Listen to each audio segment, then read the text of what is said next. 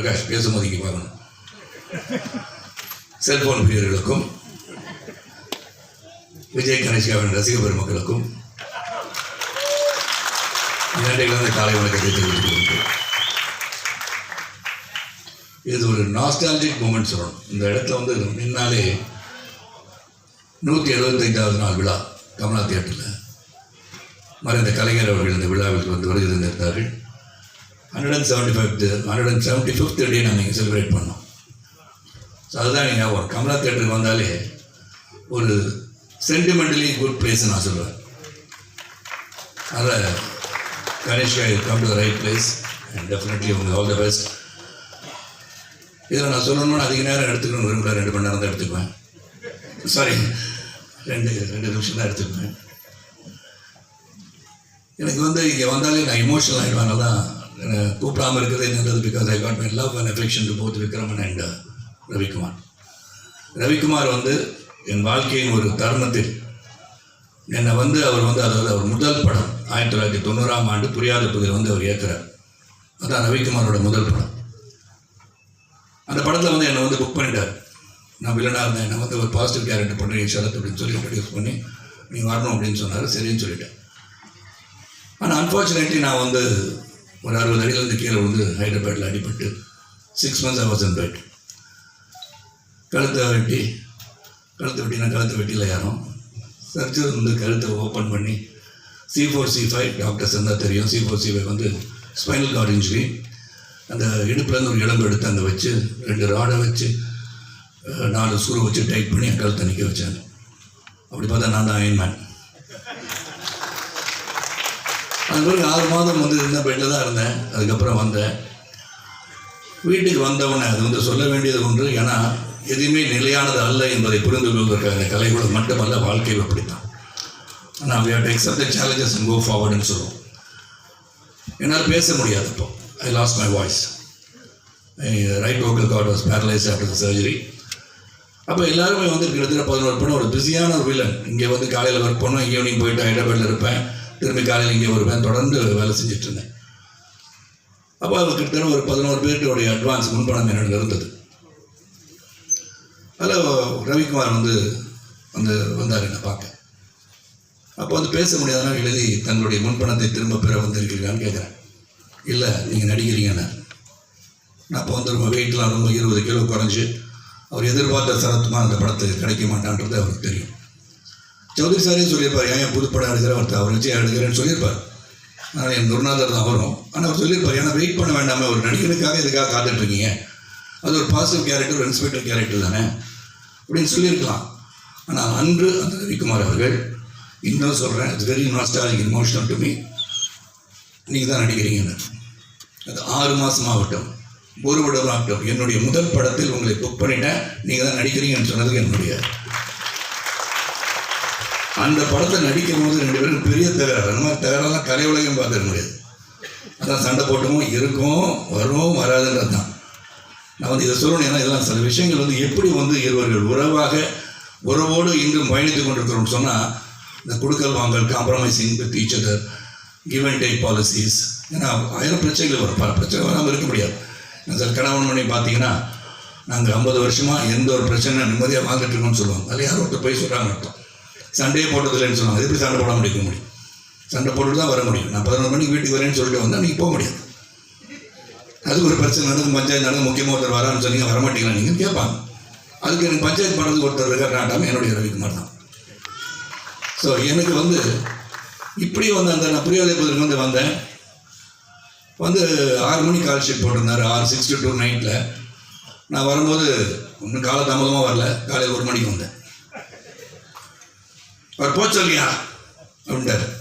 நான் அவரை போச்சு சொல்லியா அப்படின்னு நான் சொல்லிட்டேன். 2 பேருக்கும் பெரிய மோதல். அப்போ தான் பார்த்தா கனல் நடுவில் இருந்து, சார் படத்தை முடிச்சிடலாம் சார், நீங்கள் இப்படி போங்க, நீங்கள் அப்படி போங்க, நீங்கள் முடிஞ்ச பிறகு நடந்தது தான் சுவாரஸ்யம். அதுதான் அன்பு, பாசம். வாங்க ஏன் வண்டியில் எனக்கு பேசிட்டு போகலான்ட்டார். That is Ravikumar, man with golden heart அப்படின்னு சொன்னால், இந்த கலைகளுக்கு நான் சந்தித்த பல மனிதர்களில் உண்மையான தங்கமான ஒரு மனது என்று சொன்னால் ரவிக்குமார் தான். அதே மாதிரி விக்ரமன் சார், சூரிய வம்சம் கூட மிகப்பெரிய ஒரு அளவுக்கு என்னை உயர்த்தியவர் தான். அது விக்ரமன் சாரும் ரவிக்குமார் வந்து நீங்கள் இந்த படத்தை நடிக்கிறீங்கன்னா எனக்கு கதை பற்றி எனக்கு கவலையே கிடையாது. சரி இந்த போது நீ நடிக்கிறீங்க and Vijay Kanishka is to be introduce this film அப்படின்னு சொன்னோன்னா ரொம்ப சந்தோஷப்பட்டேன். இல்லை எந்த ஒரு மாற்று கருத்து கிடையாது. அந்த படம் நல்லா வரும்ன்றதுக்காக நடிக்கிறது மட்டும் இல்லை, இவர்கள் சிறந்த மனிதர்கள், இவங்கள் எண்ணங்கள் சிறக்க வேண்டும், இவர்களுடன் இணைந்து என்றுமே வாழ்நாளில் இருந்து கொண்டு இருக்க வேண்டும் நினைப்பவன் நான். அதனால் அந்த படத்தை உடனே ஒத்துக்கிட்டேன். ஆனால் இங்கே ஒத்துக்கிட்ட பிறகு இந்த சூரிய கதிராக இருக்கணும் சரியாக கொடுங்க, கார்த்திகாரன் சரி, அவன் சாதாரண மனுஷன் கிடையாது. 2 பேரும் டாஸ்க் மாஸ்டர் சொன்னார், ரவிக்குமார் சார் கரெக்டாக தான் சொன்னாங்க. ஆனால் அவர் வந்து ஒரு சீனை வந்து கொஞ்சம் ஏதாச்சும் சொல்லிட்டா, அப்படியா சார், சரி சார் சரி சார் நடிச்சிடலாம் சார், அப்புறம் பார்த்துக்கலாம் சார் திரும்பி அவர் என்ன நினைக்கிறாரோ அதை எடுப்பார் அவர். அது மாதிரி ரவிக்குமார் சார் அங்கே வந்து ப்ரொடியூசராக வந்தார். ப்ரொடியூசராக வந்து 2-3 தடவை வந்தார். நான் அவர்கிட்ட பணம்லாம் கேட்டிருக்கேன்னு வச்சுக்கோங்க, நிறைய கொடுத்து வச்சுருவேன். ரவிக்குமார் சரி சரி சௌஜி சார் தெரிஞ்சு அடுத்த படத்துக்கு சேர்ந்து பணம் வாங்கிக்குவேன் நான் எப்போதுமே. அந்த படத்தை நடிச்சிட்டு இருக்கும்போதே அடுத்த படம் அதுக்கு அடுத்த படம்லாம் வாங்கிடுது. அந்த மாதிரி என்னோட பழக்கம் அவரோட. சார் இந்த விக்ரமன் அண்ட் ரவிக்குமார் வந்து சொல்லும் போது கதையை கேட்டேன். Very interesting script. அதில் வந்து கௌதம் வந்து ஒரு 20 கொலை, சாரி சொல்லக்கூடாது கதையை, அவர் 20 கொலை 21 கொலை பண்ணுறாரு. ஆக்சுவலாக நம்ம சொல்லிடக்கூடாது, இருந்தாலும் சொல்லிட்டேன். சூர்யா எனக்கு இன்னும் இங்கே வந்திருந்தாலும் தெரிஞ்சது சூர்யாவுடைய நல்ல நண்பர் சூரிய கதிர்னு. ஆனால் ஜிம்மில் ஒன்றா இருந்தாங்கன்னு தெரிஞ்சு. ஆனால் ஸ்பைனல் கார்டு இன்ஜுரினால அப்படி இருக்காருன்னு சொன்னீங்க. ட்ரீட்மெண்ட் பண்ணலான்னு இருக்காரு. இருந்தாலும் நான் ஒரு டாஸ்க் மாஸ்டர் பண்ணி அவர் வந்து நல்லா பாடியாக கொண்டு வந்துடுறாங்க 6 மாதத்தில். அது சொல்லியிருக்கேன் சூர்யாக்கிட்ட. ஏன்னா அந்த பாடி வந்து வெயிட் போட போட முட்டியெல்லாம் வலிக்க ஆரம்பிச்சிடும். அதில் தங்கமான மனது உள்ளவர்கள் வெயிட் போட்டனால தங்கமான மனதர்கள்கிட்ட ஹெல்த் நல்லா வச்சுக்கணும். அது மட்டும் தான் நான் சொல்லுவேன். நான் இப்போயும் இந்த 25 வயசில் நான் திடமாக இருக்கேன்னா அது காரணம் வந்து ஒழுங்காக உடற்பயிற்சி செய்து உடலை ஆரோக்கியமாக வைத்திருப்பதால் தான். ஏன்னா இங்கே வந்து மிஷ்கின் பேசும்போது ரொம்ப இறுக்கமாக எல்லாம் இருந்த மாதிரி இருந்தீங்க. ஆனால் இது சந்தோஷமான ஒரு நிகழ்வு, சந்தோஷமான ஒரு விழா, குடும்ப விழானா இதான் குடும்ப விழா. ஏன்னா கனிஷ்கா வந்து ஒவ்வொருத்தரையும் அவர் வந்து பேரை சொல்லும் போது இங்கே கைத்தட்டல் வருது இல்லையா, அது இங்கே மட்டும் அந்த 20 பேர் இந்த கைத்தட்டிடாதீங்க. திரையரங்கு போங்க, take your friends along with you. Movie should be seen இந்த தியேட்டர் இந்த உறுதிப்படுத்துவதற்கு உங்களால் தான் முடியும், ரசிகர்கள் தான் முடியும். That is more important. அதான் சிவா சார் பேசும்போது தான் சொல்கிறாங்க, தியேட்டருக்கு போகணும். ஏன்னா அந்த உழைப்புன்றது மிக மிக பெருசு. ஏன்னா இங்கே வந்து கலைஞர்கள் வந்து நடிகர்கள் வந்து சொன்ன பணத்தை வாங்கிட்டு போயிடலாம். ஆனால் whether the profit is being made by the producer is very very important. Distributors பணம் பண்ணுறாங்களா, தயாரிப்பாளர் பணம் பண்ணுறாங்களா இதெல்லாம் பார்க்கணும். That is also your responsibility. அந்த ரெஸ்பான்சிபிலிட்டி நிச்சயமாக இந்த குடும்பத்தில் வந்து அவருக்கு நிச்சயமாக இருக்கும். 2வது இந்த சௌத்ரி சார் அவர்கள் இங்கே வரலன்னு நான் கேட்டேன், ஜீவா வந்துட்டாங்க. சௌத்ரி சார் வந்து ஒரு பெரிய ஒரு பொக்கிஷம், கலை உலகத்து மிகப்பெரிய பொக்கிஷம். அதனால் அவர் கூட வந்து 13 படம் பண்ணியிருக்கேன்.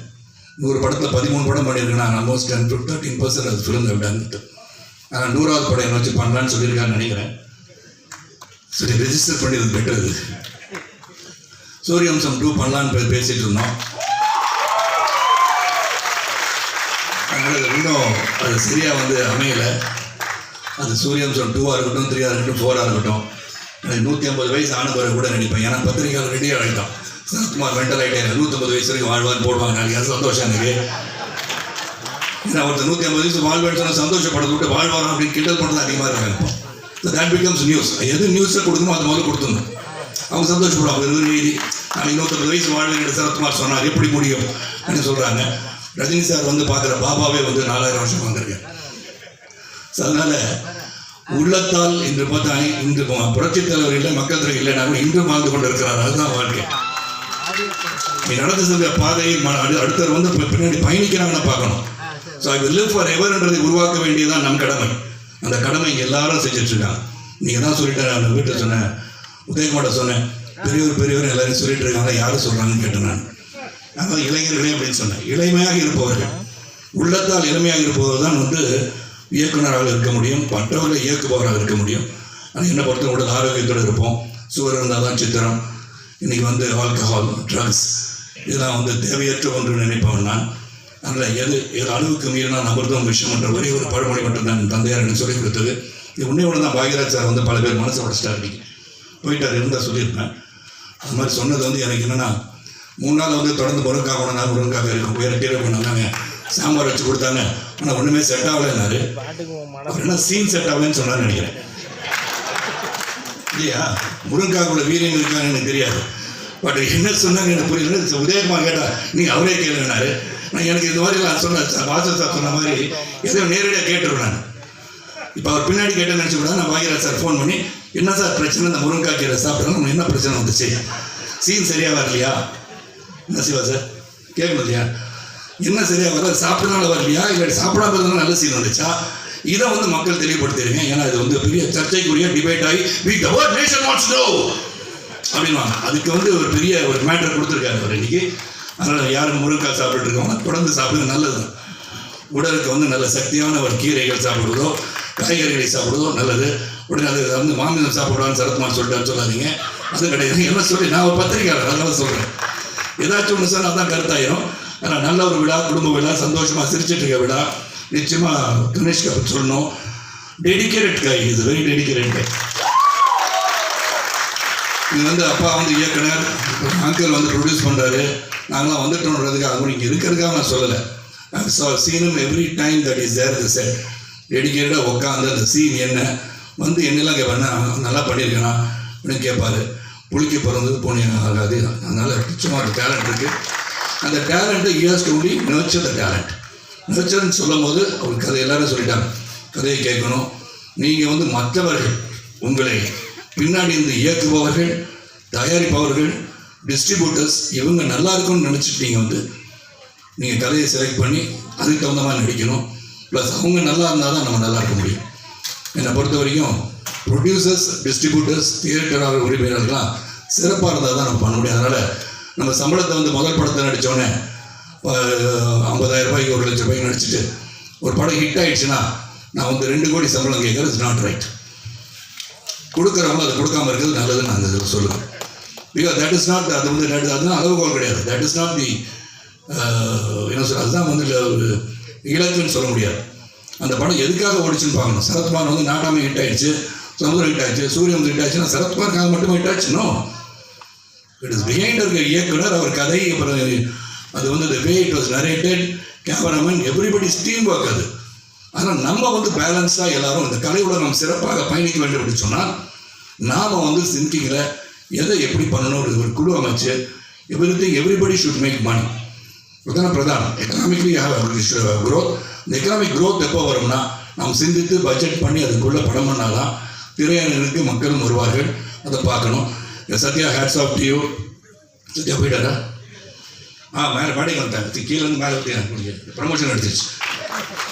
அதனால் சத்யாவோட மியூசிக் பற்றி சொல்லணுன்ற தேவை கிடையாது. Is going to be one of the topmost music directors in future years to come and wish you all the best. நான் வந்து ஒரு 12 மணிக்கு ஒரு மீட்டிங் போகிறனால நான் வந்து உங்களை விட்டு பிரிந்து செல்ல வேண்டிய காலம் வந்திருக்கு இப்போ இந்த நேரத்தில். அதனால் தேங்க் ரவிக்குமார், விக்ரமன், இந்த entire team for having thought of me. Sarath sir போய் கேட்கலான்னு நினச்சது எனக்கு பெரிய பெருமை தான். ஏன்னா அவர் நம்பிக்கை மேலே வச்சுருக்க நம்பிக்கை, அந்த நம்பிக்கை இந்த திரைப்படத்தில் வீண் போகாது. It will be one among the hit list and it will be a hit. நல்லபடியாக திரைப்படத்தில் வந்து நேரடியாக போய் சென்று நீங்கள் பார்க்க கேட்டுக்கொண்டு, அடிக்கடி ரவிக்குமாருக்கும் எனக்கும் சண்டை வரதை பற்றி டிபேட் நடக்கும். அதுக்கு ரவிக்குமார் அவர்கள் தயாராக இருக்குமாறு கேட்டுக்கொண்டு, என்னை வந்து வாழ்த்தி பேசிய அனைவருக்கும், என்னை பற்றி வாஸ் சார் சொன்னாங்க, சிவா சொன்னாங்க, ஜெயம் ரவி சொன்னாங்க. ஸோ அனைவருக்கும் என் நன்றியை சொல்லி, அனைவருக்கும் பிறருக்கு உதவியாக இருந்து உபத்திரவம் இல்லாமல் உதவியாக இருப்பது தான் மனித வாழ்க்கை. நாம் இருக்கின்ற சில காலத்தில் நல்லது செய்து விடைபெறுவோம். ஜாதி மத ஒளிபெய்தமற்ற ஒரு சிறந்த சமுதாயத்துக்கு பாடுபட கேட்டுக்கொண்டு விடைபெறுகின்றேன். நன்றி, வணக்கம்.